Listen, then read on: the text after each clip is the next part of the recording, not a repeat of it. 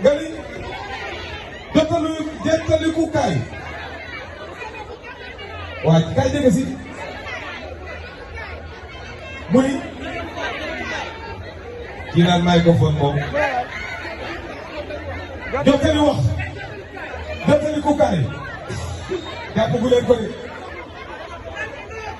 ah waxukaay léegi baal ma jox leen bu gën a yomb. waaw nee na laa bëgg ku ma ko wax ci wolof boobu 5000 la. nee na hypercule nan lañ koy waxee ci wolof 5000 la donc hypercule mooy njuqi nee na mooy njuqi mais jàpp leen 15000 francs 15000 francs moom 15000 francs tey la samedi yokk naa ko 20000.